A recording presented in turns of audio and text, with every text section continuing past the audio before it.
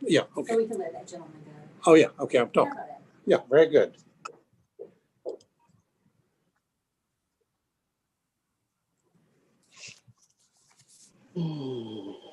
Good evening, everyone. It is 6 o'clock, and it's time to begin our 6 o'clock meeting. This time we'll call ourselves to order. And first of all, I'm going to go to, I'd like to introduce the Senior Pastor John Kirkpatrick of Reboa Church of Monroe to deliver the invocation. Pastor, if you would, please.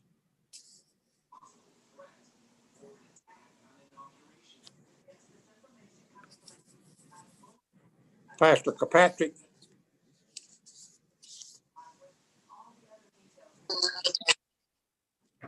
Yes, sir, Pastor. Yes, sir. If you would, lead us in prayer, please. Yes, sir. Yes, sir. Let us pray. Father, we thank you for this day. We thank you for how you have allowed us to see a brand new year, and we do not take it for granted. Knowing the hurt and pain and challenges that 2020 brought toward all of us, God, we thank you for another chance to be able to embrace your love, to be able to embrace unity, strength, and peace. I pray, Lord, that this city council meeting tonight will be one that you will be pleased with. Allow us to operate in integrity. Allow us to understand the truth of who you are and what you represent. Not only do we celebrate a new year, but Lord, we ask that we embrace every moment that we wake up a new day to love, a new day to share, and a new day to serve. We thank you and we give your name praise for this new day. In Jesus' name we pray. Amen. Amen, amen. Pastor, Amen. Thank you so much.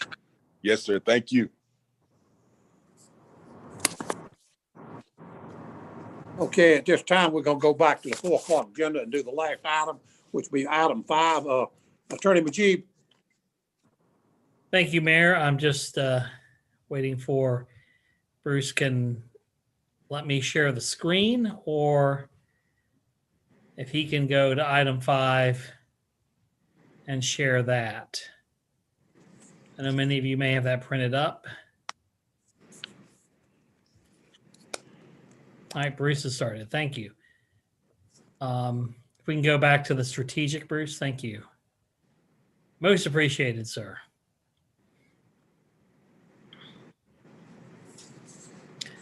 Thank you very much. Council, there are 3 things you've got to do, and 2 of them are, I think, short. 1 of them is long. So let me talk about a couple of things. First, this is the General Assembly convened today. It is, of course, as I had mentioned in the staff report, they convene, elect leaders, adopt rules, and then they shut down for a couple of weeks. And this honestly is so they can then go and raise money, because they're not allowed to raise money when they're in session. What we did, though, from a staff perspective, is that we have put together a proposed legislative agenda for the city. And Bruce, if you could take us to page, I think 2 pages up after the staff, right after the staff report. We have the proposed legislative agenda. You're going to note that the first 3 items are items, the first 4 items are items you've seen before. Those are standard items that we have put in as a largely defensive measure to protect city assets. There have been attempts in prior General Assemblies, when there were supermajorities on the Republican side, to, in some cases, take municipal assets. The Charlotte Airport's one example. The Asheville water system is another. We feel that it is important to make clear that the city opposes legislation that interferes with local ownership of local assets. So that's something you've seen for the last 3 or so years in our agenda. Then the second item is protecting local management of public utilities. With respect to Asheville, for example, there was an attempt to create a local regional water and sewer authority. We, of course, oppose that type of effort. So again, we oppose legislation that would attempt to take away management of utilities away from municipalities. The third item is local elections. You saw this as a thing a couple of years ago, where there were attempts on the General Assembly's part to convert all elections on a municipal standpoint from nonpartisan to partisan, or to require them to be held at a certain time of year. Now, again, those items have failed, but we are, of course, concerned that's still a possibility. So again, that is, as I said, a defensive measure that is to make clear to our delegation that we oppose it, and that if it comes up, they know what the city's position is without having to ask council to please select a position. The last of the normal defensive measures is protecting our municipal authority, which we have seen, for example, with building inspection issues, changes in what we are permitted to do and not do. And as a result, we have thought it is appropriate to then ensure that any authority that we feel is helpful to the city is not taken away from the city. From an inspection standpoint, the council's had concerns over the conditions of properties in the city, residential and commercial. We have some abilities to deal with that. We do not want to lose that. So again, that's why that's the fourth item of 4 in what I consider to be your defensive measures. Then the next one is COVID funding. It is something you saw last year. We have been very fortunate, and I'll defer to Lisa Strickland on that if there are questions about it at another point, that there are always the potential for budget impacts due to COVID-19. You've seen that with other municipalities. We have been very fortunate. We have some areas where there have been hits for the city, but we have been fortunate in that we're largely okay. But we are supportive, of course, of efforts to provide funding to make up for those decreases because, as the president-elect has pointed out, we are about to enter, I think, a very difficult phase of the pandemic. And you've seen unemployment numbers increase. You've seen other things increase to where there could be sales tax, utility revenue impacts, and other revenue impacts. So we're again saying we support that funding. And I know you all received an email when we were talking about CARES Act 2 or COVID 2 in the with the federal government, that we can support it, but we needed to make sure that we were able to say, here are the impacts, here's what Monroe has seen. So that's why that is there as well. Then the last item is electronic meetings clarification. As you know, especially from this meeting, and thank you, council, again, you have done a great job for the last 9 months dealing with electronic meetings, which is not something any of you signed up for. You've done a great job, especially with today's all virtual meeting. You've shown you've been able to handle it. Yeah, there are fits and starts, little bumps here and there, but you guys have done a great job. The issue, though, is that there was always a concern whether or not there was clear authority to have electronic meetings, wholly virtual meetings like this. And the COVID relief bill passed changes that allowed absolute clear authority for electronic meetings during states of emergency when declared by the governor or the legislature.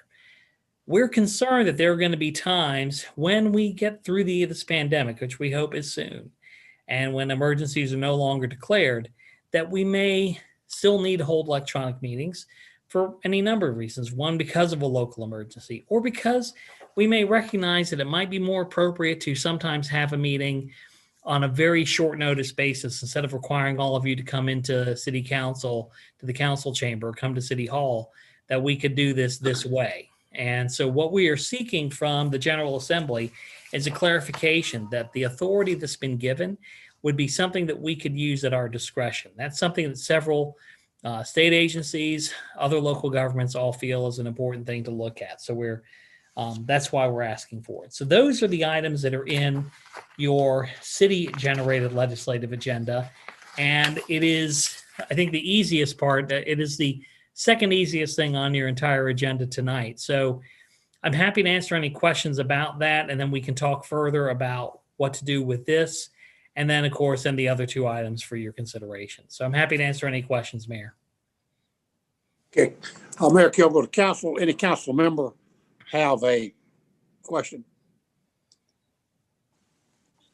Hearing none, Attorney. Mayor, what I would then ask for, Mayor, this is Majib Shakan, is I would ask for council for a motion to approve the proposed city agenda as drafted, with the exception of any reference to other goals from the North Carolina League of Municipalities. Councilmember McGee, so move. Thank you, Councilmember McGee. And is there a mayor? Then you just need a second for that. Yeah, do I have a second? Mayor Pro Tem Holloway seconds. Mayor Okay, Pro Tem Holloway seconds. I have a motion and a second. Councilman Anthony, Councilwoman Anthony, yes. Councilman Gordon, Gordon, yes. Mayor Pro Tem Holloway, Yes. Councilman James, Yes. Councilman Gazire, Yes. Mayor Kilgore, yes, and Councilman McGee. Yes. Mayor, and Mayor, thank you. That's the second easiest thing you're doing tonight with respect to this. Let me take you to the first easiest, and then we'll get into the one that's a little more difficult. Okay. As the council knows, we participated with the North Carolina League of Municipalities in framing their advocacy goals that they do every 2 years before the long session starts. And normally what that means is I know Councilmember Anthony, Councilmember McGee, the mayor, and others have attended these meetings.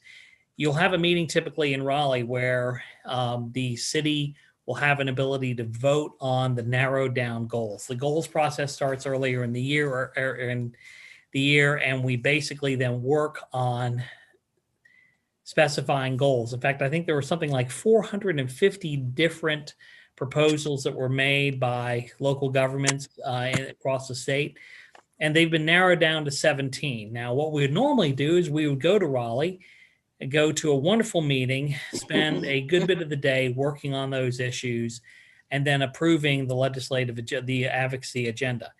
Well, because of the pandemic, it's been a little bit different. So there have been meetings that I know the mayor and I have been part of, and some members of council may have been part of as well, where we worked on the issues of saying, here's the ideas that we have. So there are 17 goals, and council has to select 10 of those. That's the hardest part of tonight, but I'm going to get you to the easiest part of tonight. Mm-hmm. The way the league requires you to do this is to select a delegate to handle that vote. The vote is done electronically. So unfortunately, no trip to Raleigh, no trip to anywhere, just a trip to wherever you want to sit on a computer and do this, or ask staff to do it on your behalf. And so we need council to select a delegate who will then vote on these, providing the direction of council to it. So Mayor, if you wish, or if council wishes, if there's a desire on council's part to select a member of you or a member of council to serve as that delegate, this would probably be an appropriate time, and then you'll have knocked out the easiest thing on the legislative agenda all night. Okay, Mayor Kilgore, to each council member, I'd be open for a motion. However, I would like to put myself out simply because I have served on this committee and I'm very well versed on it. However, it does not have to be me. But if the council chooses, I would be happy to serve in that role. But Mayor. I have no problem with a council member. Mayor, Yes, Councilman Dyer here, I move that you be in charge of this part of the legislative action. I Okay, second it. I have Holloway a seconds. motion and I have a second. Mayor, I would ask if there's any discussion or if any other members wish to put forth their name before you go ahead and do a roll call vote on this. Yes, absolutely. Any other discussion from any council member? Any other nominations? Hearing none, I'll call the roll. Councilman Anthony, Councilwoman Anthony, yes. Gordon, Councilman Gordon, Gordon, yes. Mayor Pro Tem Holloway, Yes. Councilman James, Yes. Councilman Gazire, Yeah. Mayor Kilgore, yes. Councilman McGee. Yes. Okay, thank you for that. I'll be happy to handle that. And I'll get that in tomorrow because it's a time dated thing, as you know. We're getting down to the last day and I'll be glad to take that. Okay, attorney, if you would like to continue on, please. Sure, and just so everyone knows, the mayor, it's a short time gig for the mayor because it has to be done by Friday. So that's why our hope is we get this done by tomorrow so the mayor can get it in ahead of time. So in front of you, I know some of you printed this up, and also on the screen are the goals from the that are recommended by the board of directors of the league.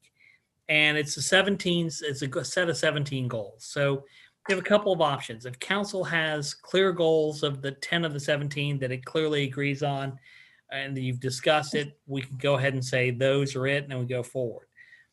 Or we can walk through each goal and you can give us an idea of what your feeling are. Maybe we could, you could vote per goal and we get down and see if we've, narrowed it down. Or the last option is you could just say, defer to the mayor, have him select the 10 goals and do that. So you don't have to worry about it, but it's up to you what level of input you would like to provide as a council. So, I'm happy to do this any way you would like. We can start walking through each one of the 17, or from a time perspective, it's whatever you would like to do. Mayor Kilgore, Councilmember McGee. Mayor Kilgore, Attorney, I'd like to say this and correct me if I'm wrong. The 10 goals that we choose won't necessarily be what 10 they take, because there's going to be various cities submitting it, and the 10 will be arrived from what the other cities and what we sent in. So what we say won't necessarily be the exact 10. Could be part of, could be all, but there'll be other cities doing the same thing. Is that correct? That is correct, Mayor. This is Majib once again. It could be that 5 of the 10 you select end up in the thing. It could be all 10 do. It could be any number of those. So there'll be various cities Mayor, doing what we're doing tonight. Yes, sir, Councilman Kazar. I move that we allow you to pick the 10 as our mayor. You're the one that's been put on the committee to do this, so I move that you pick them out. Well, I'll say that since you said that. Myself and Attorney Majib, we've worked with these several times, and I don't have a problem either way. If the council wishes me to do that, of course, I'll work with their attorney and I will submit our 10. And as I said, all other cities are submitting theirs also. So we don't know what will be chose and what won't be chose, but whatever the council wishes, if they wish me to do that along with our attorney, I'll be happy to do that. I have a motion from Lynn. Do I have a second? I have a question before we go. Can I say something too, Mayor, Yes. before we vote? And I agree with that, but I wanted to ask you if we have something that we are adamant about, can we actually send that to you to consider to be one of the 10? Yes, sir. You're going to pick it out of this 17?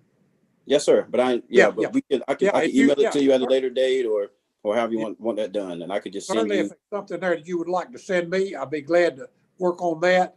But Okay. keep in mind, I need to get it by tomorrow, please, because I got to get this and get it worked in. Okay.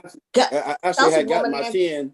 I actually had gotten my 10 as we were asked to. So, so I was just trying to do what we were asked to expedite the process. So, but I would definitely get you some ones that I'm interested in. I can email them to you tonight. Okay, that'd be great.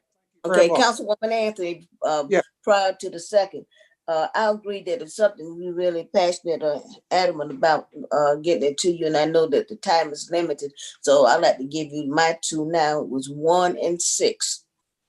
Give me the number again, please. 1 and 6.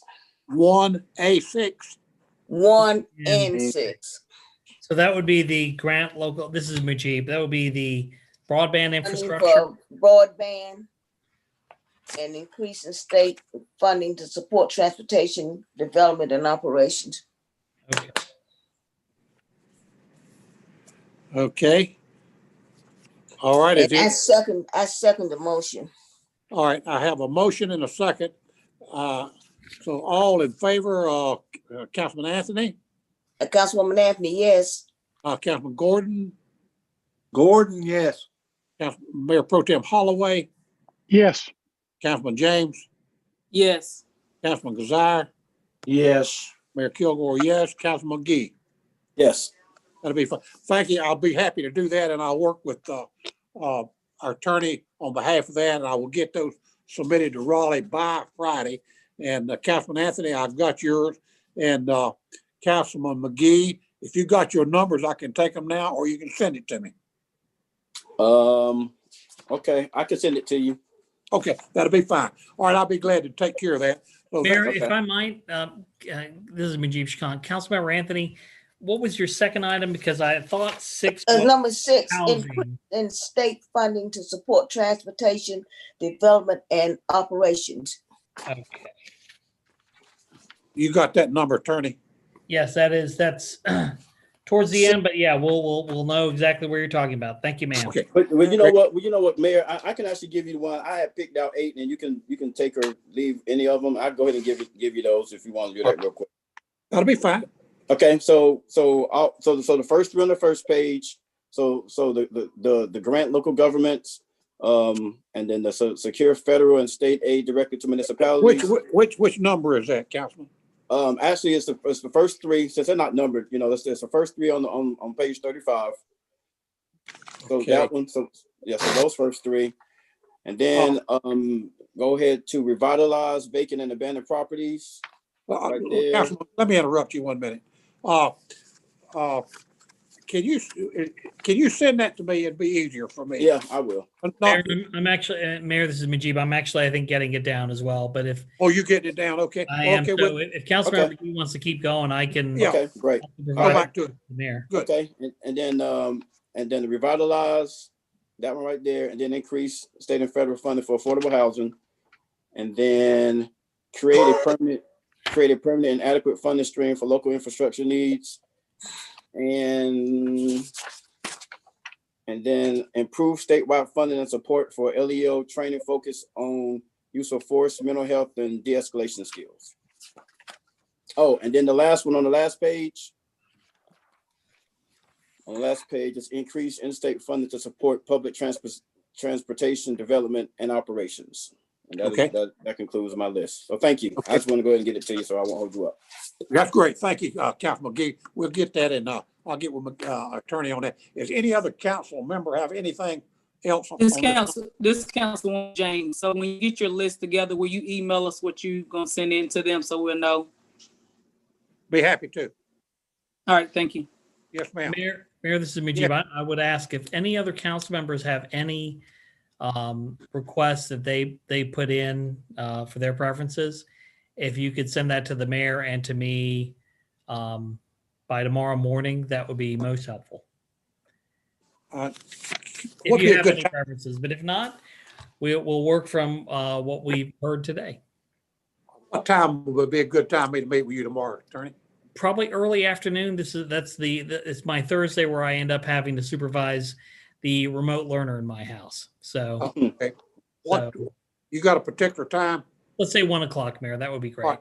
I'll see you around 1 o'clock. Okay, thank you, sir. That takes care of our afternoon schedule. At this time, we'll go into our full 6 o'clock meeting, and I'm going to call the roll again to be sure that we are complying.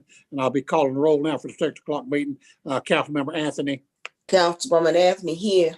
Councilman Gordon. Gordon here. Mayor Pro Tem Holloway. Present. James. Here. Councilman Kazire. Here. Mayor Kilgore, yes. And McGee, Councilman McGee. Yes. Okay, we're all there at that time. We've item 1 is recognition for public comment period. At this time, I'd like to recognize that we have received one. We have received one comment, and I think that's been distributed. I think everybody got a copy of that. And item 2 is a proclamation observing the alumni chapter of Delta Sigma. And I would ask Council Member Anthony if she would read that proclamation, please. Okay.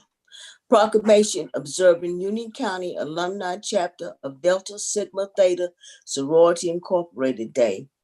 Whereas Delta Sigma Theta Sorority Incorporated was founded on January 13th, 1913 by 22 collegiate women at Howard University to use their collective strength to promote academic excellence and to provide assistance to those in need. In March of 1913, the founders of Delta Sigma Theta Incorporated performed their first public act and participated in the Women's Suffrage March in Washington, D.C. And whereas the Delta Sigma Theta Sorority Incorporated mission statement is an organization of college-educated women committed to the constructive development of its members and to public service with a primary focus on the Black community. It is a private, non-for-profit organization whose purpose is to provide assistance and support through established programs in local communities throughout the world. Since its founding, more than 200,000 women have joined this organization, and whereas following the footsteps of their 22 national founders and the directions of then Grand Chapter, they are a group of college-educated women dedicated to strengthening the community through leadership and service, providing programs and services that fall within our Grand Chapter's 5-point programmatic thrust, consisting of education, economic development, educational development, international awareness and involvement, physical and mental health, and political awareness and involvement. And whereas on January 28, 2011, the Union County Alumni Chapter was officially chartered at Rock Hill AME Zion Church with 18 committed and dedicated members. The Union County Alumni Chapter serves the following municipalities: Fairview, Himley Bridge, Indian Trail, Lake Park, Marshville, Marvin, Mineral Springs, Monroe, Stallings, Unionville, Waxhaw, Weatherton, Wesley Chapel, and Wingate. And whereas the Union County Alumni Chapter seeks to align strategically with initiatives as well as partner with organizations and constituents of the city of Monroe to make meaningful and impactful contributions to the community. And whereas the Union County Alumni Chapter provides a conduit for information and programming to be delivered to the community where needs exist, such as the following: Rosa L. Poston and Jeanette B. Sherrod Scholarship, organizational donations, Delta Academy, Delta Gyms, Debutante Cotillion, Community Health, Free Market, Feeding the Hungry, Education through the Arts, voter registration and education. Whereas the Union County Alumni Chapter was named Chapter of the Year at the South Atlantic Regional Conference. Now, therefore, I, Bobby G. Kilgore, by the virtue of the authority vested in me as mayor of the city of Monroe, do hereby proclaim and observe January 28, 2021 as Union County Alumni Chapter of Delta Sigma Theta Sorority Incorporated Day, in honor of the 10-year anniversary of the chartering day of Union County Alumni Chapter, and urge all citizens to join me in saluting this organization and expressing appreciation for the fine example set by them in contributing to the welfare of the community. In witness whereof, I have hereunto set my hand and caused the seal of the city of Monroe to be fixed this, the 13th day of January, 2021. Thank you very much, Councilman Anthony. Appreciate you handling, and congratulations to the chapter. At this time, we'll go to the consent agenda, and I'll recognize Assistant Manager Brian Bourne. Good evening, Mayor, Council, and our friends attending virtually. Brian Bourne, Assistant City Manager. I'm going to review the items on the consent agenda. The council uses the consent agenda to consider items that are non-controversial and routine. The consent agenda is acted upon by one motion and vote of the council. The consent agenda contains the following items. Item number 3 is an annexation request and related zoning public hearing calls for property containing 340.5 acres located along Marion Lee Road, US Highway 601, and White Store Road. This is a call for a public hearing for annexation of 340.5 acres located along Marion Lee Road, US Highway 601, and White Store Road. The public hearing will be held on February 10th, 2021. The annexation requested is for a proposed development of an 820-lot single-family residential subdivision. Number 4, Bragg Street water main replacement. Atlantic Coast Contractors was awarded this contract back in May 5th of 2020 to replace 1,900 feet of water main at a cost of $369,628.30. Due to the age of the infrastructure, location maps dating back to 1947, and some additional pavement restoration requirements, a total of $104,647.73 is needed to finalize the project. That is the amount of the change order. There are budgeted funds are available to cover the change order amount. Budget amendment for electricity systems betterment grant. This is to designate and appropriate a $5,000 grant from Electricities. The grant funds will be used to offset some expenses of electric system improvements in fiscal year 2020. Number 6, the Coronavirus Relief Act 3.0 grant funding to community organizations for remote learning support. This is to acceptance of a $195,292 approval in reimbursable funding for unexpected expenses directly related to operations of the Parks and Recreation Department in partnership with Union County Public Schools full-day remote learning program. These funds will be utilized to reimburse staff salaries and supplies. Minutes and reports. Item A under this is disbursement of fiscal year 21 City Council discretionary funds by Council Member Franco McGee. There were 2 disbursements made. The first to Caraway Foundation in the amount of $750, and the second to disbursement to Union County Crisis Ministry in the amount of $500. Item B, financial reports for November 2020. As of December 2nd, 2020, I'll give a summary of the fund balances. Our total fund balance is approximately $36,014,448. Our reserve fund balance by policy, this is the 25% based on expenses, is $10,653,137. Unassigned general fund balance is $7,452,060. And our total assigned general fund balance is $3,318,945.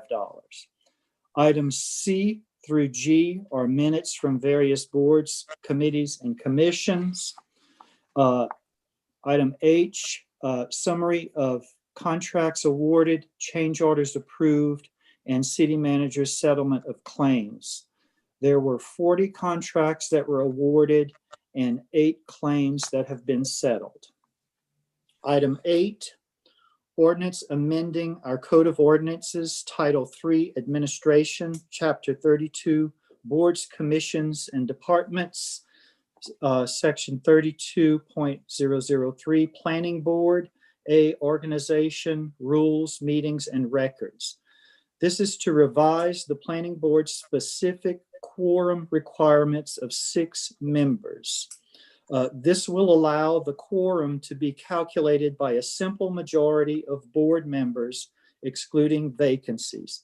This is in line with most of our other boards. In December 2020, we had 2 resignations and 2 term expirations, which caused the issue. And since we have had 2 applicants that have applied. Item 9, outside city customer service request. We have 1 outside city service for water and 1 outside city service for sewer.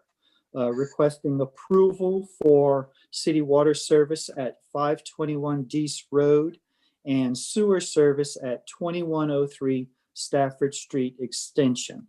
Approval by city and county is required for outside service. Resolutions. Item 10, disposal of auction sale of 2002 GMC Freightliner FL80. This is a flusher truck. This is to authorize disposal of the vehicle that is no longer in service.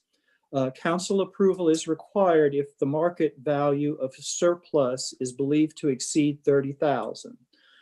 This vehicle will be listed on Gov Deals with a base bid of $20,000. Item B, retiring employee James M. N. Lloyd Jr. This is to adopt a resolution in appreciation of retiring employee Jim Lloyd for his 32 years of service. Item 11, retiring employee Don Christopher Griffin. This is to adopt a resolution in appreciation of retiring Deputy Fire Chief Chris Griffin for his 26 years of service and award his fire helmet on the occasion of his retirement. Item 12, tax releases for November 2020. This is to approve total tax release for November 2020 in the amount of $32,662.91, created by a change or reduction in value by the Union County Tax Assessor's Office. That concludes the consent agenda items. Mayor Kilgore, Councilwoman Anthony, I move that we approve the consent agenda. I have a motion to approve. Do I have a second? Mayor Councilman, Pro Tem Holloway seconds. Very good. I have a motion and a second. Okay. Councilman Anthony, Yes. Councilman Gordon, Yes. Mayor Pro Tem Holloway, Yes. Councilman James, Yes. Councilman Kazire, yes. Mayor Kilgore, yes. Councilman McGee. Yes. Okay, very, very good. Consent agenda is passed. We're going to our regular agenda now. Item 13, level 2 of the Economic Development Incentive Grant for Rodriguez Brothers Investment LLC. At this time, I'll recognize Chris Patay. Actually, Mayor, Ron Mail, Assistant Director here. I'm going to handle this agenda item, and then I'll turn it over to Chris for the next agenda item. Everyone, thank you for allowing me to be in front of you tonight. Mayor Kilgore, council members, Assistant Manager Bourne. It's my pleasure to bring before you tonight an Economic Development Incentive Grant request by Rodriguez Brothers Investments LLC, otherwise referred to as Project Lime 3. Rodriguez Brothers Investments LLC is the parent corporation of Rodriguez Produce, founded here in Monroe in 2006 by Raul Rodriguez and his brothers. The company is a wholesale distributor of fresh vegetables and fruits to many of the retail grocery chains throughout North Carolina, South Carolina, and Georgia. They're currently located on Nelda Drive in Monroe, where they operate out of a 30,000 square foot facility, and they currently employ 53 people. The firm wants to expand in the markets in Tennessee and Virginia, but they need a much larger facility from which to service their customers. The company is considering Monroe for an investment of approximately $7 million that would include the purchase and upfit of the 109,000 square foot Monroe Speculative Building number 4 and the 15 acres on which it sits, located in the Monroe Corporate Center. If Monroe is selected, capital investment would be approximately $7 million, and job creation would be an additional 10 full-time positions paying a starting wage of $15 per hour. Our office and the company have been discussing this investment since 2019, and they have indicated that incentives are a very important factor for the project. Tonight, we're requesting your consideration of a level 2 economic development incentive grant in an amount not to exceed $161,000 over 5 years, based on the Union County Tax Office's appraised value each year on the company's anticipated investment of $7 million in land, building, and equipment and machinery. Based on this investment and holding all other factors constant, including depreciation, The company would pay estimated ad valorem taxes on the new taxable investment of $215,705 over the grant period. Of course, actual tax revenue to the city will be based on the current tax rate applied to the assessed value of the investment each year after depreciation. As we do with all of our projects, we performed a cost-benefit analysis. And this opportunity shows a 1.51 to 1 return over the first 5 years of the project or the grant period, and it increases to 8.90 to 1 over the life of the project. So a very handsome return. The Monroe Union County Economic Development Board of Advisors reviewed this project at their December 8th, 2020 meeting and their January 12th, 2021 meeting, where they unanimously supported us presenting this opportunity to you tonight for your consideration. We will also bring this project to the Union County Board of Commissioners at their January 19th, 2021 meeting, where we will request a similar economic development grant. Therefore, the Monroe Union County Economic Development Board of Advisors and staff recommend the award of this Level 2 performance-based economic development incentive grant to Rodriguez Brothers Investments, LLC, in an amount not to exceed $161,000 to help secure this $7 million investment. At this time, I would like to recognize Mr. Eliseo Pascual, who is the financial advisor at Rodriguez, and also Mr. Omar Hernandez, who is vice president of Rodriguez Produce. Both of those gentlemen would be available to answer any questions that you have, as would I. With that, I thank you. Ron, Mayor Kilgore, I need to say this is a public hearing on this item. It is a public hearing, and I have not received any comments on this particular item. So we will take action now. And of course, if you, as you said, if you just introduced those gentlemen, at this time we'll be happy to listen. Turn it over to you, Ron. Yes, sir. Yes. I was just going to say, if there's any questions for Eliseo, he is certainly available for that. Or Eliseo, if you want to make any comments, you will certainly have the floor.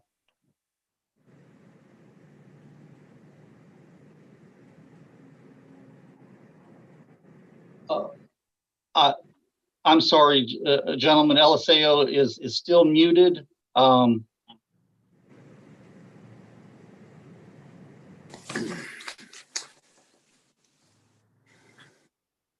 Yep. I'm sorry, Mayor. I would say that if any of the council members have any questions, I'll do my best to answer those. I apologize for the technical difficulty. Mayor. Yes. Mayor. First thing I'd like to say is welcome to the Rodriguez's to become a member of our corporate park at the airport. And I would also like to make the motion to adopt a resolution awarding incentives for a grant agreement. Okay. Mayor Pro Tem Holloway, I second Councilman Lynn's motion to the company that has the best looking delivery trucks in the city of Monroe. That's true. Very good. The Very public good. hearing is still open. The public hearing has not closed. I'm sorry. Councilwoman Anthony, I'd like to welcome the Rodriguez brothers, and I'm glad to see the diversity that we're bringing, produce as well as aerospace and the other industrial complexes out there. Absolutely, and I would like to echo the same thing. Mayor Kilgore certainly like to welcome to our business park, and we look forward with working with them, and of course any other out there. It's always great that we can have people come in to the city and of course bring a fine company in our park. I have a motion and a second. I'll call the roll at this time. Councilwoman Anthony, Mayor, the public hearing hasn't been closed. Yeah, I have a motion. I have a motion. Mayor, you need to close the public hearing. I have a motion to close. Do I have a second? You don't need a motion to close the public hearing, Mayor. You just close the public hearing, and then once you declare it closed, you can act on the motion that has been made and properly seconded. Okay, we got the first. We got the motion and a second. This time I call the roll. Council Lady Anthony. Councilwoman Anthony, yes. Councilman Gordon. Yes. Mayor Pro Tem Holloway, Yes. Councilman James, Yes. Councilman Kazar, Yes. Mayor Kilgore, yes, and Councilman McGee. Yes. All right, that portion passed. We'll go down to the next one. Do I have a motion? A motion to adopt a resolution awarding incentive agreement. Councilman McGee. Councilwoman Anthony second. All right, I have a motion and a second on B item. Councilman Anthony, Councilwoman Anthony, yes. Councilman Gordon, Yes. Mayor Pro Tem Holloway, Yes. Councilman James, Yes. Councilman Kazar, Yes. Mayor Kilgore is yes, and Councilman McGee. Yes. Okay. Item C. Only required of original. To approve the incentive agreement. Councilmember McGee, second. I have a motion and a second. Councilman Anthony, Councilwoman Anthony, yes. Councilman Gordon, Yes. Mayor Pro Tem Holloway, Yes. Councilman James, Yes. Councilman Kazar, Yes. Mayor Kilgore, yes. Councilman McGee. Yes. Okay, thank you very much. That will pass. Any other questions for Mr. Mail or Chris? If not, we'll move on. Thank you very much, Chris and Ron. And item 14, sale of Monroe speculative building, 14.37 acres located at 4862 Gold Mine Road to Rodriguez Brothers Investment LLC. And this is a public hearing. And I have no comments has been received on this particular hearing. And I recognize, would this be Chris Patay's one? Yes, Mayor, I'll take this one. Okay, Again, Mayor, council members, Assistant Manager Bourne, it is with immense pleasure that I'm presenting tonight for the public hearing, the request to convey ownership of the Monroe Speculative Building number 4 and the additional 14.37 acres in which the building resides within the Monroe Corporate Center to Rodriguez Brothers Investments, or as we know them as Rodriguez Produce, for $4.9 million. Per the North Carolina General Statute 158-7.1, cities can build speculative buildings and sell them to prospective companies for the economic development purpose. The city of Monroe has built 4 speculative buildings to date. The spec building number 4 is 109,000 square feet.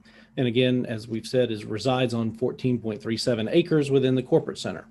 Rodriguez Brothers Investments, as mentioned in the incentive public hearing, is considering the expansion in Monroe and on the property that we're talking about in the Monroe spec building number 4. The purchase of the building is contingent upon the due diligence period that runs through February 28th of this year, with the closing to be scheduled within 30 days following that. So roughly, on or before March 28th, they will close on the structure. If Monroe is selected by the company and closes on the building, they will anticipate spending approximately $7 million in capital investment that would include the purchase of the building and the land, the upfit of the building, new equipment over the next 5 years. Rodriguez would also retain their existing 53 employees and bring 10 new jobs to the city of Monroe. With respect to the conveyance, Rodriguez has met all the requirements under the general statute and is eligible to purchase the Monroe spec building number 4. The city attorney and assistant city attorney have reviewed the purchase sale agreement. The members of the Monroe Union County Economic Development Board of Advisors are unanimously in favor of this sale, and therefore the Monroe Union County Economic Development Board of Advisors, staff of the Monroe Union County Economic Development Office, recommend that City Council convey the Monroe spec building number 4 and 14.37 acres within the Monroe Corporate Center for a total consideration of $4,900,000 to Rodriguez Produce. Finally, I ask Council to authorize that the mayor has the ability to sign all the documents related to this sale. Again, as Ron has pointed out, Mr. Pasquale is here to answer any questions, or I may be available to answer those questions as well. Thank you very much. Mayor Kilgore, does council have any questions? Hearing none, I'll close the public hearing and we'll take action. Motion Resolution authorizing acceptance of purchase and sale agreement of real property. Councilmember Councilwoman Gates. Anthony, that's second. I have a motion and a second. All in favor, Councilman Anthony, Councilwoman Anthony, yes. Councilman Gordon, Yes. Mayor Pro Tem Holloway, yes, Councilman James, Yes. Councilman Kazire, Yes. Mayor Kilgore, yes, and Councilman McGee. Yes. Okay. Item C, Motion to approve the purchase and sale agreement. Councilmember McGee, second. I have a motion and a second. Calling the roll, Councilman Anthony, Councilwoman Anthony, yes. Councilman Gordon, Yes. Mayor Pro Tem Holloway, yes, Councilman James, Yes. Councilman Kazire, Yes. Mayor Kilgore, yes, and Councilman McGee. Yes. On item D, item D, Mayor, that Probably- would be the motion to authorize the mayor to execute any documents.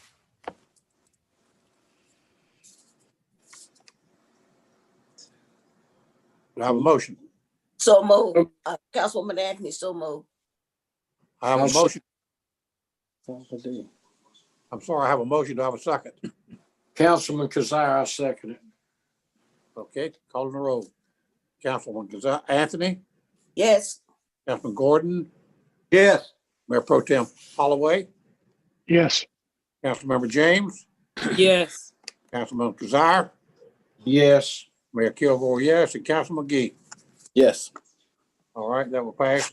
We'll go to item 15, zoning map amendment request to rezone property located 806 Circle Drive from conditional district and ETC crematorium amendment 1, conditional district amendment 2, and text amendment request to amend code of ordinance, land usage chapter 156, zoning code 156.106, title official, zoning map, and section 15698 title conditional district established.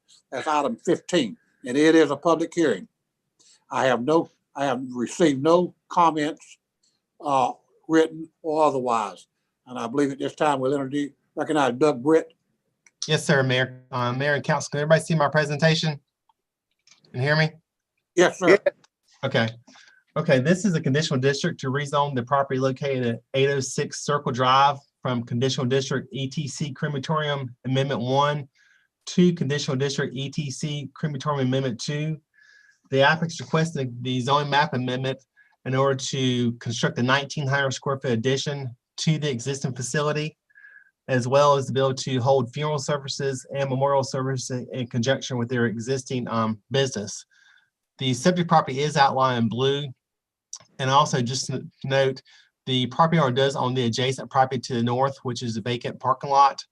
And like I said, they're wanting to add a 1,900 square foot addition. This is a zone map of the area. The parcels subject property is zoned existing conditional district, and all the adjacent properties are zoned OT office transitional.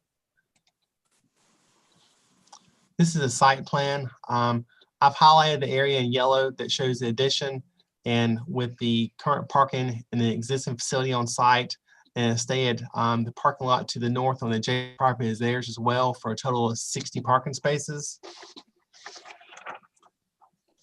This is the land development plan map. It does identify the property within the traditional development. The traditional development does promote residential and commercial uses. And this is the APO map that identifies the properties that were notified of tonight's meeting, as well as the property was posted. There were 12 notifications mailed out to the adjacent property owners. Plan board and staff does recommend approval of the project, and I'll be glad to answer any questions. And I have the council action on the screen for you to consider as well.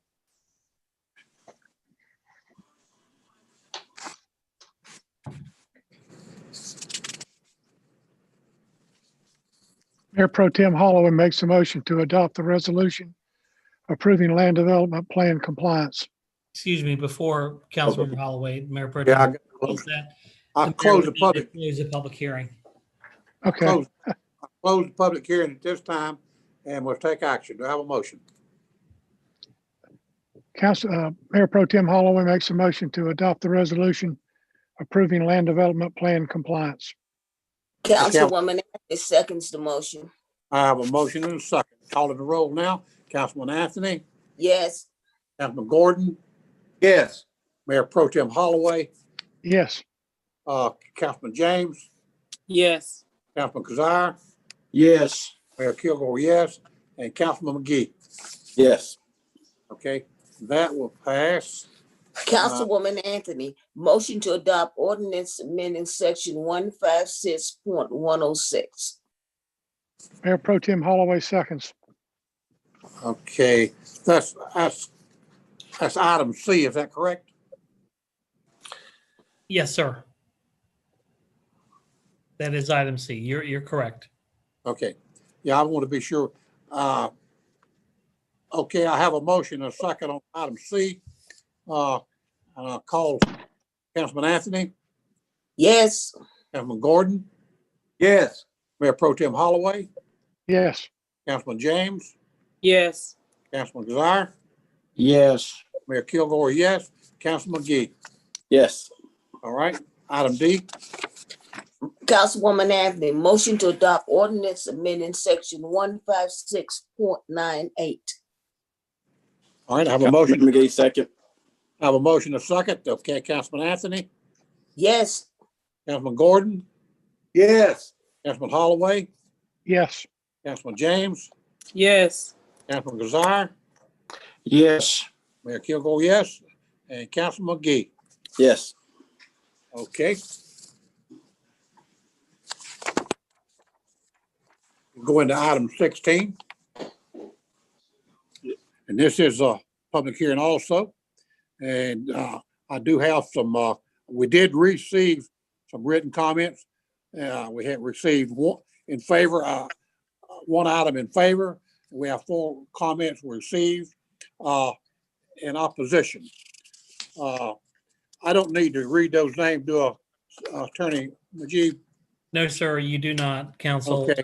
Well, I want to recognize we did receive 1 in favor and 4 against. So item 16 is zoning map amendment, rezone property along Secret Shortcut. And who's going to be handling that? I don't have a name on that. That's me, Mayor. This is Carrie with the Planning Department. Okay, we'll recognize you at this time. All right, good evening. Again, this is Carrie Mindler with the Planning Department. Tonight, I'll be presenting a zoning text and map amendment request. The applicant is requesting the conditional district rezoning in order to develop 135 single-family lot subdivision. The total area of the project is 63.08 acres, with 15.57 acres or 25% of that left as common open space. The density of this project is 2.14 units per acre. Just to orient you to the site, the project does include 4 parcels. They are all highlighted in blue. It is located west of Seacrest Shortcut Road, in between Roanoke Church Road and Hilton Meadows Drive. The subject property is currently zoned R40. The adjoining parcels are also zoned R40, which is this tan color you see. Also, this gray is the R-20 SU, which is the first phase of Hilton Meadows. And then this red is conditional district Hilton Meadows, which is the second phase of Hilton Meadows subdivision. The applicant is requesting the rezoning in order to develop 135 single-family homes. The total area of the project, again, is 63.08 acres. The density of the project is 2.14 units per acre. The minimum lot size is 6,250 square feet, with 7,095 square feet as the average lot size.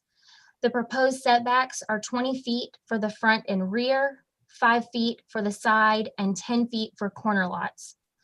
The project is required to provide at least 12.5% open space, which would equal 7.89 acres. The total area of open space provided is 15.77 acres or 25%.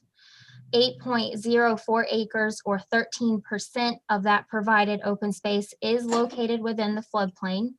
And the open space will also include soft surface trails in addition to a combination of any of the following components: a covered pavilion or shelter with benches, picnic tables, and/or playground equipment.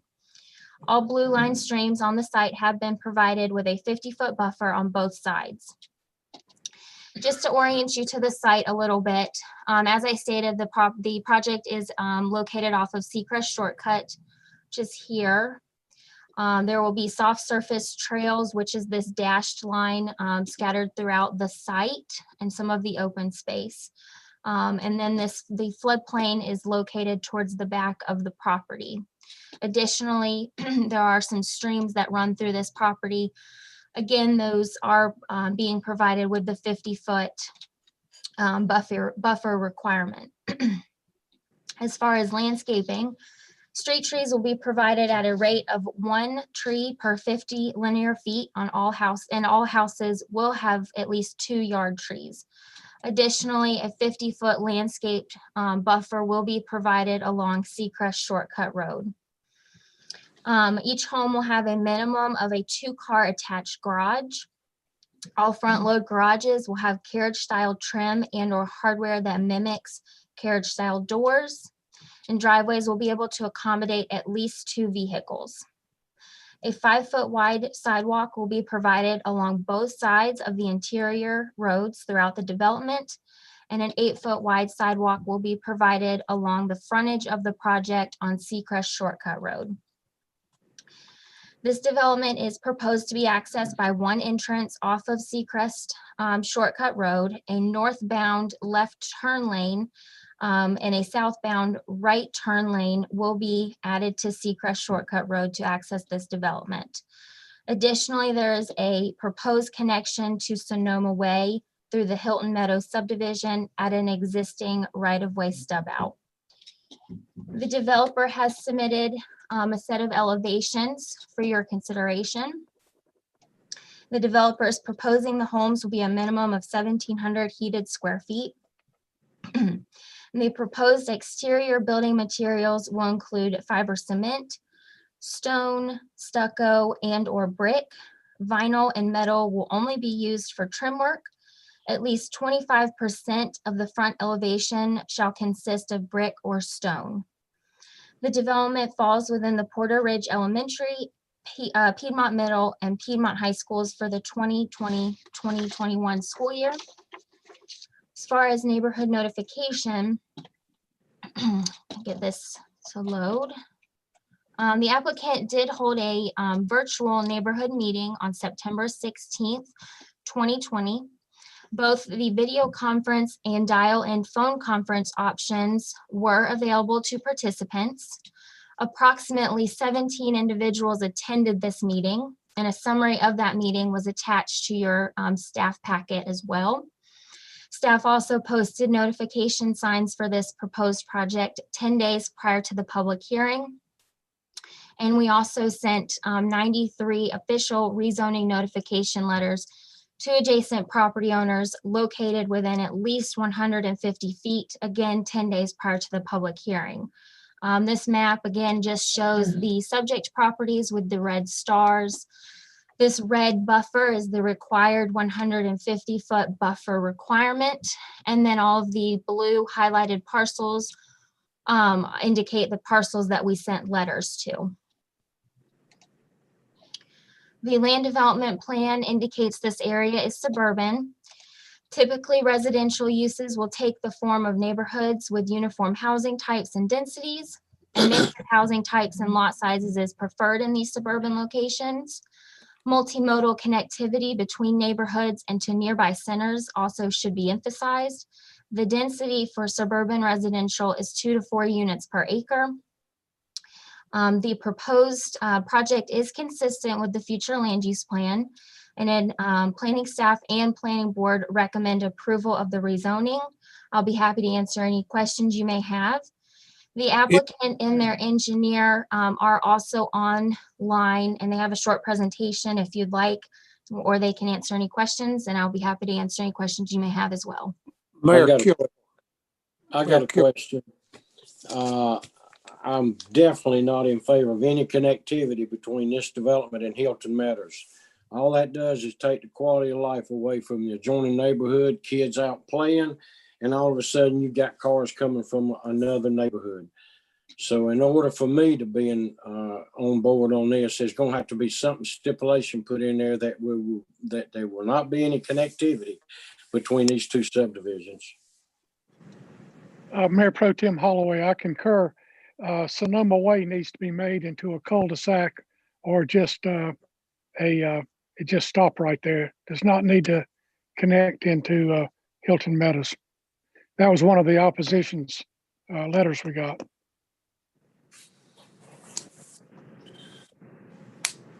Mayor Kilgore, I believe you said you sent out 150 letters. Is that correct? 93 letters to properties within at least 150 feet, but we did go above and beyond that, as you can see. So we sent a letter to all property owners within Hilton Meadows, and then the additional properties, of course, that are within that 150-foot buffer. How many did you receive back? That I'm not sure. I have not been made aware of any that have come back so far. Okay. That's my question, and of course I agree with Mr. Kazire and Councilman Kazire and McGee.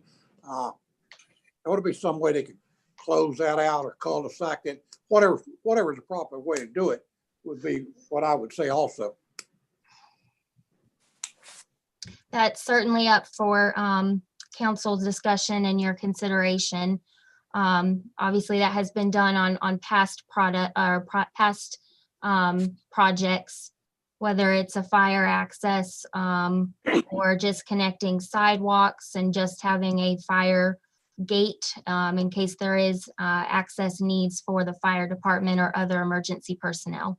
That's not good enough argument. The last 2 or 3 we've done, we did not allow connectivity. A subdivision ought to stand on its own. They shouldn't have to worry about kids out there playing and cars trying to make a shortcut from the other one. And I'm definitely strong on that. I disagree with you wholeheartedly. This Councilwoman James, what was the price range on these homes?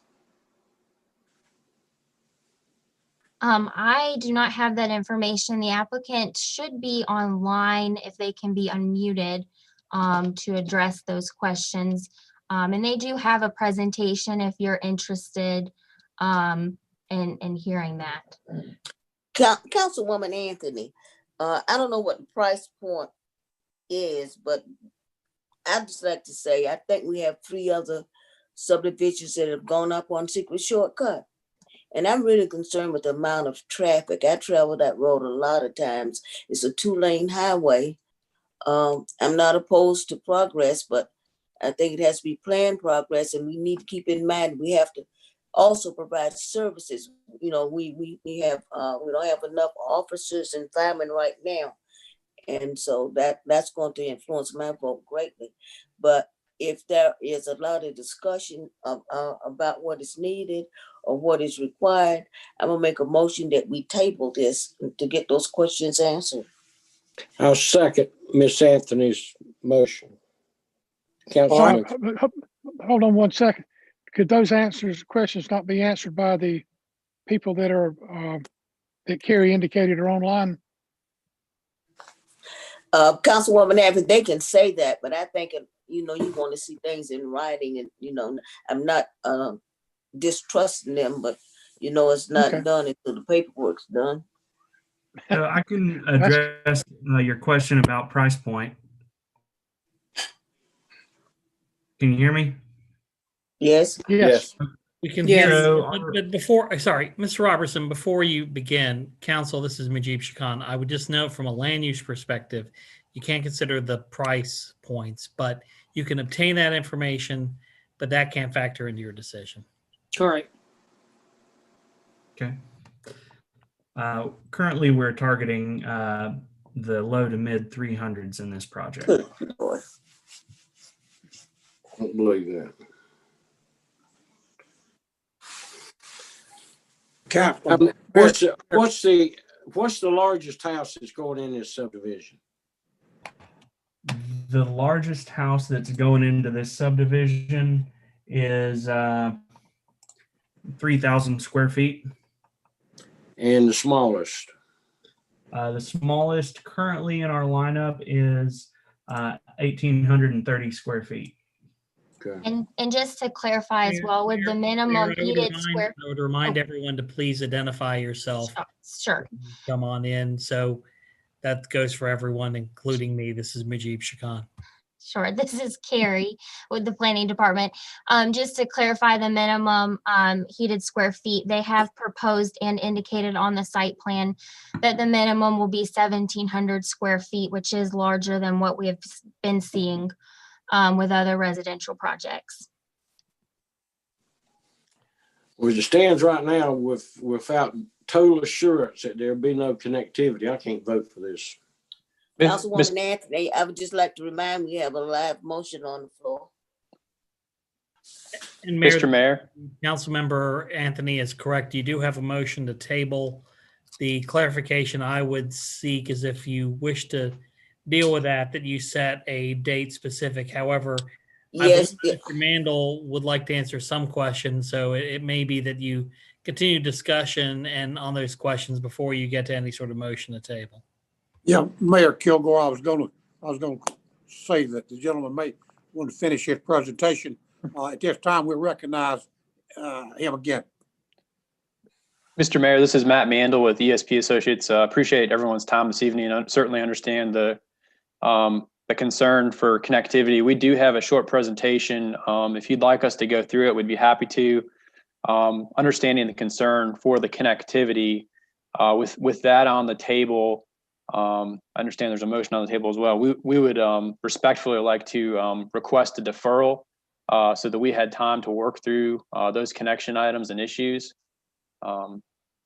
at the pleasure of the council and obviously staff All right. as well. But Okay. we I guess just from our perspective. Can you hold on one second? Yes, sir. I think the council would not want to waste your time if it's going to go ahead and table it. So I think you've asked for a deferral. Mayor, I think then if the applicant is requesting a deferral, essentially that you table it, the only question I would have would be to ask the maker of the motion to just, if she wishes to specify, this would be continued without further advertising to the February meeting or the March meeting. Councilwoman Anthony, I would like to table it to the February meeting if that gives the developer enough time to work through these questions and suggestions. All right, I have a motion. And a second, I second it. I think Mayor, Mr. Mayor. Mandel can actually, this is Majib again, can actually say if that time frame works for them, because Councilmember Anthony did say it's February contingent on them being able to answer it. So if you will, Mr. Mandel, I think raised his hand. He wanted to answer that. I'd like to have, what is the date of that meeting? February 2nd, did you say? No, it's not February 2nd. It's going to be February 10th. 10th. February 10. Dan, do you feel okay with that date and time frame? Yep. That February 10th date is agreeable. Okay. And that is added to the motion February 10th. Once the motion is done, I'd like to ask a couple of questions of council if there's an opportunity as well. Actually, I would, this is Majib Shakan. Mr. Mandel, I would suggest that once the council has tabled the item, they still have another item after that, and council's time is a resource that we respect. So you may wish to ask your questions for the planning department following the meeting. That way, council can move forward. Understood. Thank you. Councilmember Gay, I'll second that motion. All right, I have a motion and a second to table it to the February 10th meeting. And I'm calling the roll. Councilman Anthony, Councilwoman Anthony, yes. Councilman Gordon, Yes. Pro Tem Holloway, Yes. Councilman James, Yes. Kazire, Yes. Mayor Kilgore, yes. Councilman McGee. Yes. Okay, thank you very much. That is tabled to the February 10th meeting. This time we'll go to item 17, the Microsoft licensing. I'll recognize Bruce Bounds at this time to present that. Mayor and Council, it's Bruce Bounds of the IT Department. We are requesting that the council authorize the city manager to execute the software agreement we have with Microsoft to renew a three-year licensing agreement that we use for Microsoft's software. We use this on a day-to-day operation at a cost of $90,783 per year, and at a total cost of $272,349. And if you have any questions, I'll be glad to answer those. Mayor Kilgore, council have any questions of Mr. Bounds? Hearing none, do I have a motion? So move, Councilwoman Anthony, so move. Have a Mayor Pro motion. Tem Holloway seconds. Have a motion and a second. Calling the roll. Councilman Anthony, Councilwoman Anthony, yes. Councilman Gordon, Yes. Mayor Pro Tem Holloway, Yes, sir. Councilman James, Yes. Councilman Kazire, Yes. Mayor Kilgore. Yes. Councilman McGee. You come in first place. Very good. So item 17 is good. Okay, at this time, as the council has anything, if not, I would like to thank the staff and all the folks behind the scenes that helped us so much to do this. Certainly, I couldn't do it without some good help that we're receiving. So to the staff and folks behind the scenes and to the folks who out there on Zoom, I want to tell you, we got a lot of staff working behind the scenes to help us do this, and I'm grateful for that. At this time, if council has nothing else, I'll entertain a motion. Councilwoman Move to Anthony, adjourn. we adjourn. Second. I have a motion and a second to adjourn. I'll call the roll. Councilman Anthony, Yes. Councilman Gordon, Yes. Holloway, Yes. James, Yes. Desire, Yes. Mayor Kilgore, and Mayor Kilgore is yes, and Councilman McGee. Yes. So at that time, we'll conclude our meeting and I'll see you either before or in February. So you have a good night